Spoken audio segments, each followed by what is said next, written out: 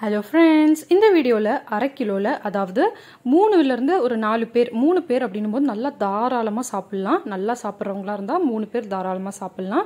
இல்லைனா ஒரு 4 பேர் சாப்பிட்ற அளவுக்கு அரை கிலோவில் புல்லட் ரைஸில் வெஜிடபிள் பிரியாணி வீட்டு முறை அளவோடு எப்படி செய்கிறது அப்படின்னு சொல்லி தான் இந்த வீடியோவில் பார்க்க போகிறோம்.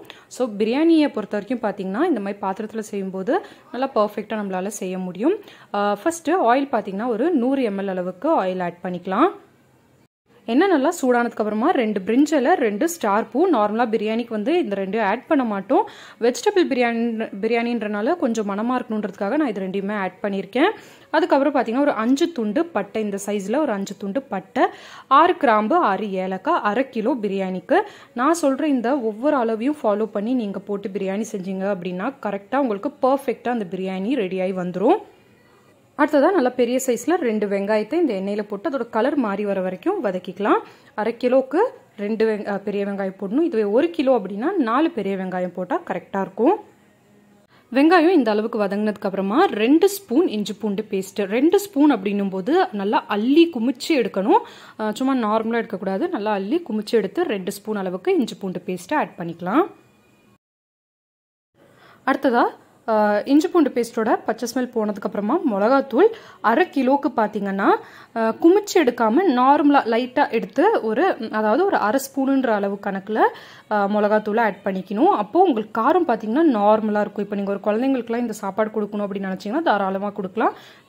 நார்மலான ஒரு காரத்தில் இருக்கும். அதே மாதிரி அரை ஸ்பூன் அளவுக்கு மல்லித்தூள் ஆட் பண்ணிக்கலாம். இதுவே 1 கிலோ அப்படின்னும் போது மல்லித்தூளும் சரி மிளகாத்தூளும் நல்லா குமிச்சு 1 ஸ்பூன் அளவுக்கு நீங்கள் ஆட் பண்ணிக்கலாம். அடுத்ததாக கொஞ்சமாக புதினாவும் மல்லித்தலையும் நறுக்கிட்டு ஆட் பண்ணிக்கலாம். பாருங்கள், இந்த அளவுக்கு புதினாவும் மல்லித்தலையும் நல்லா வதங்கினதுக்கு அப்புறமா தக்காளி நல்லா பெரிய சைஸில் இருந்துச்சுன்னா 3 தக்காளி, இல்லை குட்டி குட்டியாக இருக்குன்னா ஒரு 4 தக்காளி ஆட் பண்ணிக்கலாம். தக்காளியோட புளிப்பை விட நமக்கு பிரியாணியில் பார்த்தீங்கன்னா தயிரும் லெமனோட புளிப்பும் இருந்தால் தான் அதோட டேஸ்ட்டு நல்லாயிருக்கும். தக்காளி அதிகமாக சேர்த்தோம் அப்படின்னா தக்காளி சாதம் மாதிரி ஆயிரும். அதனால் அரை கிலோவுக்கு ஒரு 3 தக்காளி நல்லா பெருசாக இருந்துச்சுன்னா, இல்லைனா குட்டி குட்டியாக இருந்தால் ஒரு 4 தக்காளி அளவுக்கு ஆட் பண்ணிக்கலாம். இப்போ இந்த தக்காளி நல்லா குழையிற அளவுக்கு வேகணும். ஸோ மூடி போட்டு விட்டுட்டு அது நல்லா சாஃப்டாக இருக்கிற வரைக்கும் நம்ம வதங்க விட்டுடலாம். இப்போ தக்காளி பார்த்திங்கன்னா நல்லா வதங்கிருச்சு. அடுத்ததாக நம்ம அடுப்பை நல்லா சிம் பண்ணிவிட்டு தயிர் ஆட் பண்ணிக்கலாம். தயிர் பார்த்திங்கன்னா 10 ரூபாய் தயிர் பேக்கெட்டில் பாதி தயிர் வந்து இதில் நம்ம இப்போ ஆட் பண்ணிக்கலாம். அடுத்ததாக பாதி லெமன் ஜூஸ். இதுவே 1 கிலோ அப்படின்னும் போது நீங்கள் ஃபுல் லெமன், ஒரு லெமனை அந்த ஜூஸ் ஃபுல்லாக புளிஞ்சு விட்டுறலாம். இது அரை கிலோன்றனால பாதி, நல்ல பெரிய சைஸ் லெமனில் பாதி லெமனை அந்த ஜூஸை மட்டும் இதில் புளிஞ்சு விட்டுறலாம். அடுத்ததாக இது கூட ஒரு 3 பச்சை மிளகாவை ஆட் பண்ணிக்கலாம். 3 ஆட் பண்ணாலே உங்களுக்கு காரம் பார்த்தீங்கன்னா கொஞ்சம் தூக்கலாக தான் இருக்கும். இல்லை உங்களுக்கு நல்லா காரமாக வேணும்னு நீங்கள் சாப்பிடணும்னு ஃபீல் பண்ணிங்கன்னா இன்னும் ஒரு 2 மிளகாவை கூட ஆட் பண்ணிக்கலாம். அடுத்ததாக வெஜிடபிள்ஸ், நீங்கள் உங்கள் விருப்பப்படி எந்த வெஜிடபிள் வேணாலும் ஆட் பண்ணலாம். நான் பார்த்தீங்கன்னா கேரட், பீன்ஸ், பச்சை பட்டாணி, கிழங்கு ஆட் பண்ணியிருக்கேன். வெஜிடபிள்ஸ் ஆட் பண்ணதுமே பார்த்தீங்கன்னா நம்ம உப்பு ஆட் பண்ணிடணும். அப்போ தான் உப்பு வந்து அந்த வெஜிடபிளில் நல்லா பிடிக்கும்.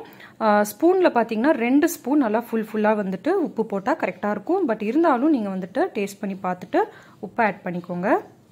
இப்போது இந்த வெஜிடபிள்ஸ்க்கு மேலே எண்ணெய் மிதந்து வர வரைக்கும் மூடி போட்டு விட்டுறலாம். இப்போ பாருங்கள், எண்ணெய் நல்லா மிதந்து வந்துருச்சு. இந்த ஸ்டேஜில் நம்ம தண்ணி ஆட் பண்ணிக்கலாம். தண்ணி பார்த்திங்கன்னா இந்த பிரியாணி நம்ம புல்லட் அரிசியில் பண்ணுறதுனால அரிசியை பார்த்திங்கன்னா பிரியாணி பாத்திரத்தை அடுப்பில் வச்சதுமே நான் வந்து தண்ணியில் போட்டுருவேன். நல்லா அலாசிட்டு அப்படியே ஊற விட்டுருவேன். அப்போ புல்லட் அரிசிக்கும் பார்த்திங்கன்னா 1 கிளாஸ் அரிசிக்கு 1.5 கிளாஸ்ன்ற அளவுக்கே நம்ம தண்ணி எடுத்துக்கலாம். அப்போது 2 கிளாஸ் எனக்கு அரிசி வந்தது. ஸோ வந்து 1.5 கிளாஸாக 2 தடவை நான் இதில் ஊற்றிக்கிட்டேன். இப்போ தண்ணி நல்லா கொதிக்கிற வரைக்கும் வெயிட் பண்ணலாம்.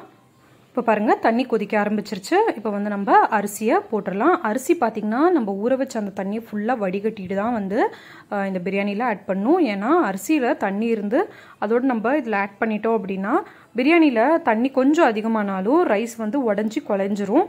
ஸோ உதிரி உதிரியாக இல்லாமல் ஒன்றோட ஒன்று ஒட்டி ஸோ உங்களுக்கு அந்த பர்ஃபெக்டான அந்த ஒரு ஃபினிஷிங் வராது. அதனால் தண்ணியை நல்லா வடிகட்டிட்டு ரைஸ் ஆட் பண்ணிக்கோங்க. ரைஸ் ஆட் பண்ணி நல்லா கலந்துட்டு உப்பு ஒரு தடவை சரி பார்த்துக்கோங்க. இப்போ பாருங்கள், தண்ணி இந்த அளவுக்கு வற்றினதுக்கப்புறமா நம்ம பிரியாணியை தம்முக்கு விட்டுறணும். நல்லா ஒரு தடவை கிளறி விட்டுட்டு கேஸ் ஃப்ளேமை ஃபுல்லாக சிம் பண்ணிடுங்க.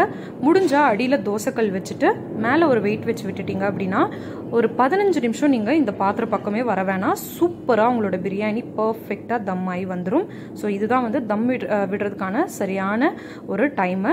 இந்த அளவுக்கு தண்ணி வத்துனதும் நல்லா ஒரு தடவை இப்படி கிளறி விட்டுறணும். விட்டுட்டு அடுப்பை சிம் பண்ணி அடியில் ஒரு தோசைக்கல் வச்சுட்டு மேலே வெயிட் வச்சு விட்டுறலாம். ஒரு 15 நிமிஷத்துக்கு அப்புறம் ஓப்பன் பண்ணலாம்.